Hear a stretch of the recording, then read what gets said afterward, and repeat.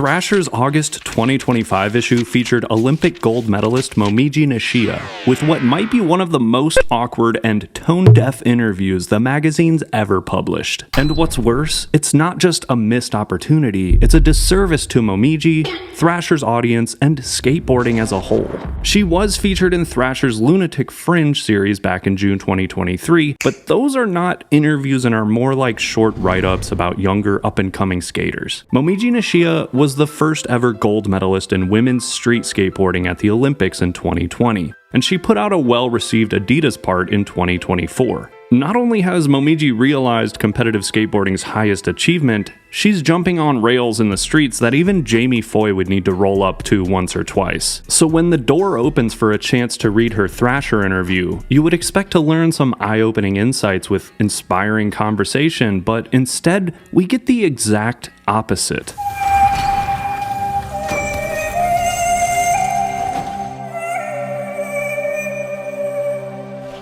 After you read about how Chris Hyatt and his now inflated ego would do numbers with a Hot Topic sponsorship and a promo feature for Fallen's upcoming premiere, turning the page brings you to where the embarrassment begins. Momiji's headshot captured by Atiba Jefferson, but with a photoshopped face tattoo of her own name directly below each eye. Why is Thrasher depicting Momiji with Post Malone face tats, and who thought this was a good idea? Glancing towards the bottom of the feature's cover page says Lil Primo Stacks managed this interview. A name I would not recommend Googling at work, by the way. And Japan's Adidas team manager Lawrence Keefe translated, implying Momiji doesn't speak English, which isn't as much of an issue as not knowing who actually interviewed her. Baker legend Antwuan Dixon being mentioned 17 times in this interview is the biggest problem, because Momiji is not familiar with him, and makes that clear from the first question after saying she doesn't think they have similar styles. But it does clear up the confusion about why they photoshopped her name on her face. The unbelievable repetition of Antwuan's name is irrelevant to the interview, and suggests Primo's familiarity with Momiji is limited to her style based on footage, which leaves the final product with a non-existent connection to Dixon and zero exploration into Nishia and her career. Several mind-numbing questions about tattoos, particularly face tattoos that Momiji doesn't have, are painfully included. But the worst part of the interview is when Primo asks her to describe a time she had to be sneaky to get a trick in the streets, all the while making sure to mention how Antwuan would get in big trouble all the time. Anyone who watched Antwuan's epically later knows that Lil Primo is referring to a heavy time in Dixon's life when he was self-medicating with drugs, alcohol, and acting out on camera at skateboarding contests with the Baker crew, while sharing intimate details about his father passing and brother being incarcerated. Hardly a lighthearted topic anyone with an ounce of self-awareness would incorporate into an interview with someone who doesn't even know Dixon. All because there's an argument to be made about Momiji's relaxed style drawing blurry similarities with Antwuan's. In response to the question, Nishia blandly answered that she jumped a school fence but didn't get in trouble, saying what would end up being a highlighted quote, "America is kind to skaters," which was a perfect opportunity to talk about the stark contrast between Japan's strict anti-street skateboarding culture compared to America's relatively relaxed stance. Instead, Primo shoehorns Antwuan's name as a follow-up to that statement, saying, "That's true, unless you're Twan." A passively loaded yet totally irrelevant statement about Dixon's struggle with the law when he was barely older than Momiji in this interview. Food is brought up and the topic careens in that direction, but then without warning we encounter another catastrophic failure by Lil Primo Stacks when they reach as far as humanly possible in connecting Momiji's mildly uncomfortable experience with eating sauce-covered sushi in Arizona to Antwuan's relatively much more sobering run-ins with police in Phoenix. Oh, but there's more. Antwuan loves rap music, so what does Momiji know about rap? Well, turns out she doesn't know about rap at all. Believe it or not, when Primo asked Momiji if she met Antwuan Dixon, her answer was no. And that's the interview. A relentless barrage of unnecessary Antwuan name drops that do not resonate with the interviewee and got in the way of what could have been an interesting Q&A with a female pioneer in skateboarding. Thrasher?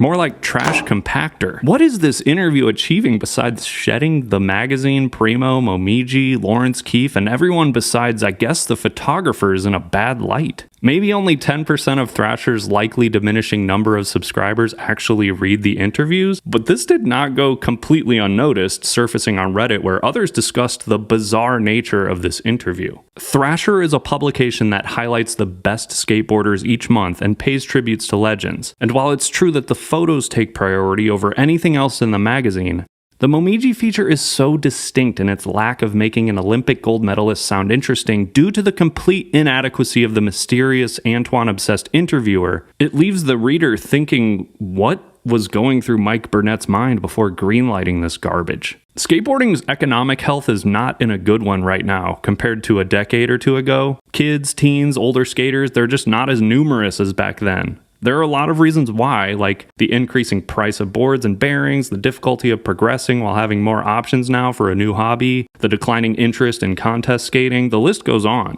But Thrasher has been around since 1981 and never went away, when many other physical media publications like Big Brother, Transworld, and Skateboarder magazines did not survive. Nick Stain had a really interesting interview in the previous issue, where Jared Sherbert asked him questions about how he approached the filming for the new hockey video, his spot selection process, and his history with growing up in Russia. The point here being that Thrasher puts out interesting interviews with skateboarders even today. So when the magazine assigns Ribsman's estranged step-cousin to talk about Antwuan 17 times after Momiji's established that she doesn't even really know who he is, Thrasher's doing more harm than good in helping skateboarding bounce back from its currently dismal state. It's true, one silly interview feature isn't going to completely wreck Thrasher or destroy skateboarding. And we can theorize all day about how the guys up in San Francisco don't give a hoot about the Olympics, so what's the point of focusing on that in the interview?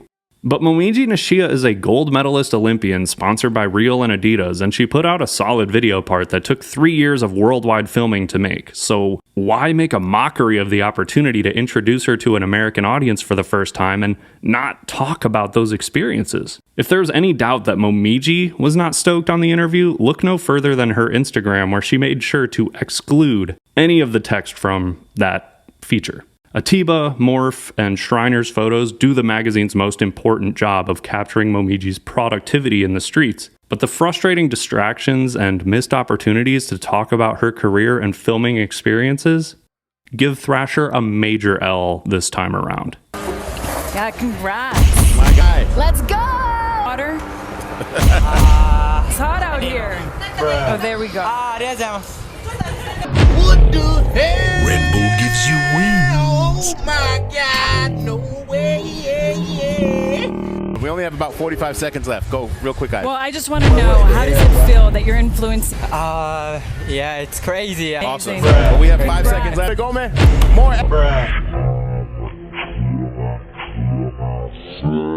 Rolling on, coming back with us tonight.